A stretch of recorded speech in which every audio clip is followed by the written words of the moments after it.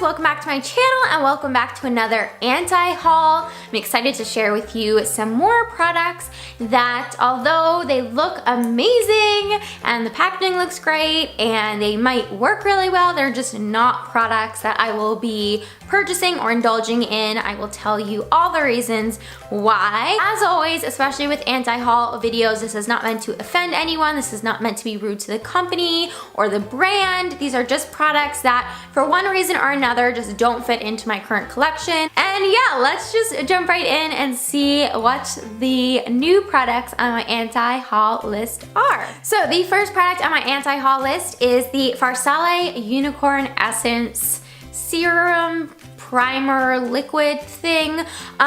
It looks like a very lovely product, and I've seen a lot of people use it as their primer, and a lot of huge beauty YouTubers have raved about it and have said that it is a really nourishing primer. It's a really nourishing liquid and it makes their makeup stay on and it feels really nice on the skin, and I don't doubt any of those things.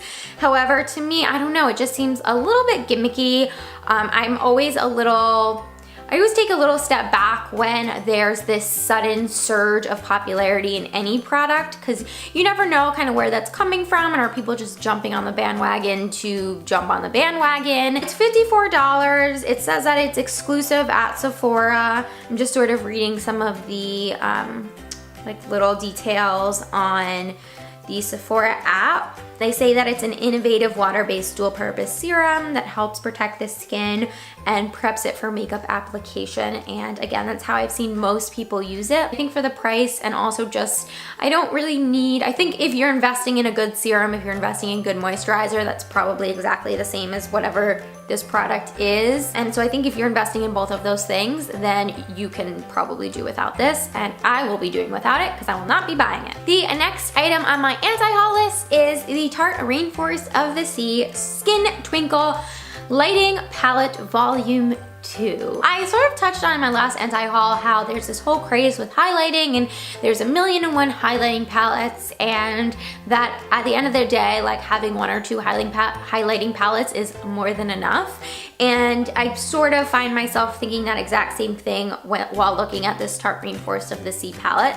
Now, I love Tarte, I love what they stand for, I love most of their products, but I just don't think that I need, again, I don't need 4 new highlighters in my collection. The packaging is really cute. It looks really nice. I like that it comes with a really big mirror. I think that if you're like a highlighting junkie, or if you don't have a lot of highlighting palettes, I think that maybe this is one to consider, especially because of that mirror. But I won't be purchasing it because I don't need more highlighters. I definitely don't need a highlighting palette, and those colors just aren't gonna work for my more olive skin tone. The next product I will not be purchasing is the Natasha Denona Work and Set Cream Eyeliner. So for starters, I just don't, I don't know if I have the capability to like do my eyeliner. And I've tried this before where you have like the little eyeliner brush and you dip it into a gel pot and you put on your eyeliner that way. I think especially with the new introduction of eyeliner pens and eyeliner felt tip markers, it's just such an easier way of applying your eyeliner, especially if you're not great at it like me, that doing it with a paintbrush, doing it with a brush out of a little pot is just more of a hassle than it's worth. It's 0.1 ounces for $24. So I guess that's the other thing that I'm kind of like, $24 for a little pot of eyeliner. And I've had little pots of eyeliner before that have dried out before I've been able to use them all the way through.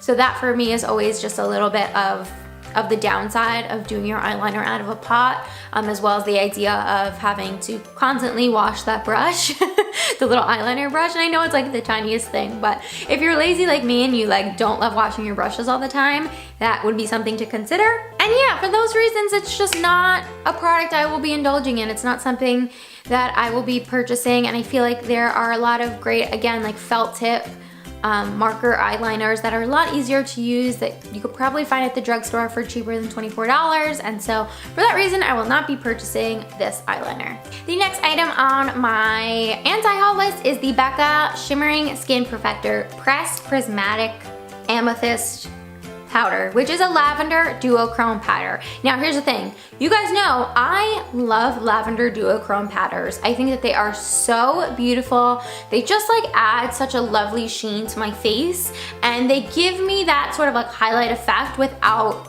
highlighting my texture on my face. However, the reason I won't be buying this Becca one is because I have the NYX duochrome pressed powder and it works so well, and I love it, and I love the finish of it, and it's from the drugstore. I don't remember exactly how much it was, but definitely cheaper than $38, which is how much the Becca pressed powder costs.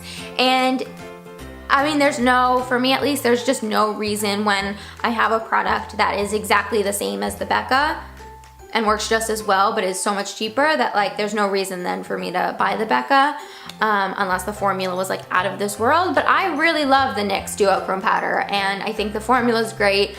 I think that it adds that perfect sheen to my face. I love that it's very buildable, and yeah, so for that reason, mostly because I already own a really great cheaper alternative, I will not be purchasing this Becca duochrome powder.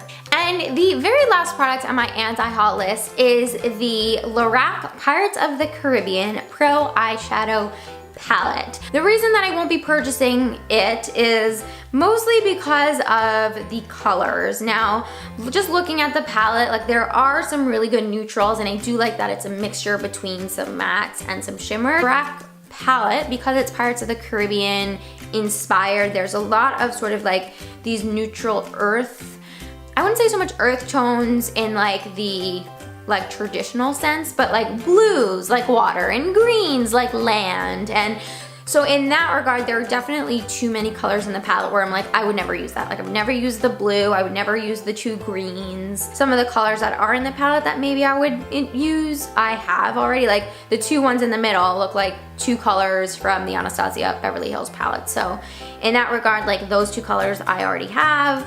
And then just like all the dusty sort of gray stone tones, like the grays and the whites and the neutral pale yellow shades. It's just, those colors I found those colors don't really show up on my skin, and I use those shades more so to highlight like under my brow bone and highlight my inner corner than I do as like quote unquote eyeshadow. So for me, this palette doesn't really make too much sense. Like yes, you could definitely pull out a smoky eye out of this palette for sure. But in terms of like an everyday wearable palette, I find myself gravitating for my olive skin tone more toward mauve-y tone colors, which there aren't a lot of in this palette, if any. And so in that regard, this palette doesn't really work for me on an everyday basis. Also, the palette's $52, which I mean is pretty expensive. However, you are getting 18 shades and a little eyeliner, it looks like, and it's, you know, a huge mirror, and it's limited edition, and it's in celebration of the Pirates of the Caribbean movie. So for like all those reasons, I can totally understand the price, and I wouldn't say that it's like so out there. I think if it were like $80 or $60, then I would be like, that's too much.